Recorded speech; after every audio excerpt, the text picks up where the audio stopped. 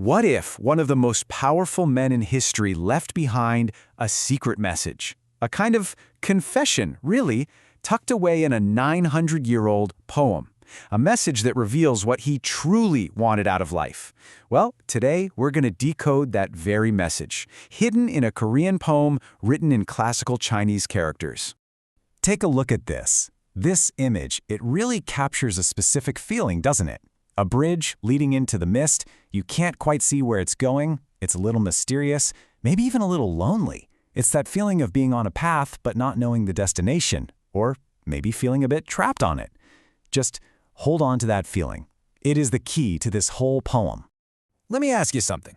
Have you ever worked so hard for a goal, a career, a certain lifestyle, only to finally get there and feel kind of boxed in?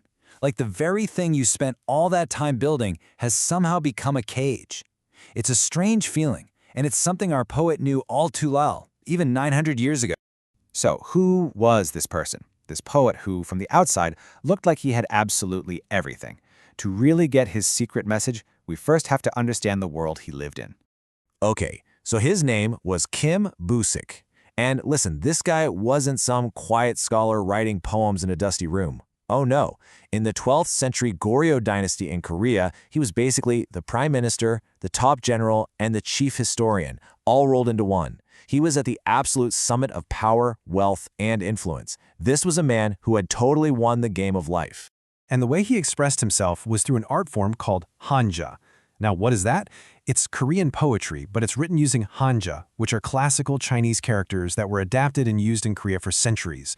For the educated elite, this was the way to write. It was prestigious, and it let you pack layers and layers of meaning into just a few characters. All right, let's dive into the poem itself.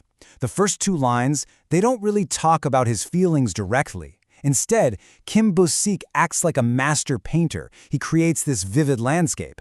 And you'll see that every single part of this landscape is a symbol for his life. Just listen to the sound of this first line. In Korean, it's read, Gun-seong namban sumu gung. 8 characters that paint this huge, imposing scene. Let's break down a few of the key characters. First, you've got gun, pronounced gun, which means something like a county or a fortress. Then there's sui, su, which just means water. And then we have this really important one, ku, gung, which means endless or inexhaustible. So, put it all together, and the line translates to, south of the county fortress, the water is endless. He's starting us off with this image of just infinite space, right? A vast, overwhelming world. But for Kim Bu-sik, this isn't just a pretty view. It's the boundless sea of politics that he has to navigate every single day, full of both opportunity and danger. Now, to this massive landscape, he adds a human element, something kind of fragile and man-made. The second line is read, Gokyeong bu kyo gwan bu tong. The last two characters here are so interesting. First you have guan, meaning to close or to block, and then, right after it, you get tong, meaning to open or to connect. See that? Close, open, back and forth. It creates this powerful sense of constant, unpredictable change. So the full line reads, the winding path and floating bridge close and open again. This is not just about a literal bridge. It's a brilliant metaphor for his whole career. The path to power is never a straight line, right? Fortunes rise, and then they fall. Doors of opportunity swing open, and then they slam shut. He's perfectly captured the unstable nature of political life. Okay, so he's painted this picture of a vast, unpredictable world. But in the very next line, his focus completely shifts. He stops describing the landscape around him and starts describing the feeling inside of him. And this is where the confession really begins. The third line hits, and the tone just completely changes. In Korean, it's 안득 자신산이 요금. It suddenly sounds personal, almost desperate. Let's focus on those final two characters, because they are the absolute heart of the entire poem. Go-jen, pronounced go-jom. This is such a powerful term. It means restraints, confinement, that feeling of being held down, checked, and controlled. For a man surrounded by ceremony and endless obligations, this word must have felt so personal. The translation is just gut-wrenching. How can this body of mine escape from its restraints? Can you believe that? After describing his world of power and influence, he asks this. It's a cry from the heart. All of his titles, his duties, his fame, he doesn't see them as honors anymore. He sees them as gyulgum, as his confinement. So, he's shown us his prison. But what's the key to his escape? The final line gives us the answer, and it's just this breathtakingly beautiful image. Let's read it. Pyeonju Yeonyeong Il-gang Pung. These characters just brilliantly paint his dream. Look at them. Pyeonju. That's not a great warship. It's a small, simple boat. Then we have Gang, a river, and Pung, the wind. It's all about nature, simplicity, and just effortless movement.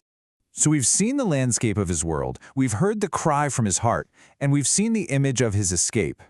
So what's the final wisdom that Kim Bu-sik is trying to offer us from 900 years in the past?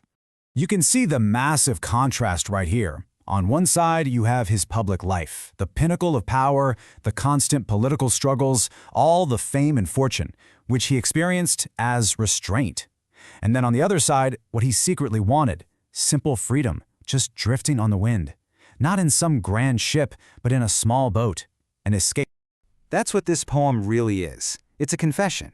The man who had everything was telling us that all of his incredible, hard-won achievements had actually become his prison. The endless water of politics, the bridges of fortune opening and closing, they had him trapped. And more than anything else in the world, he just wanted to be free.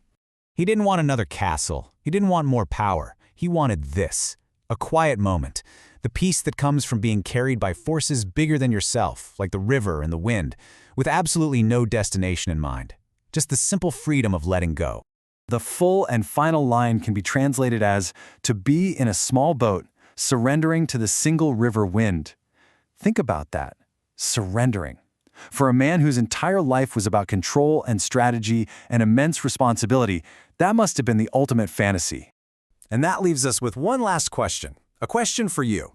In the middle of your own busy, complicated life, with all of your own responsibilities and achievements, what is your small boat? What is that one simple image of freedom that you secretly dream of?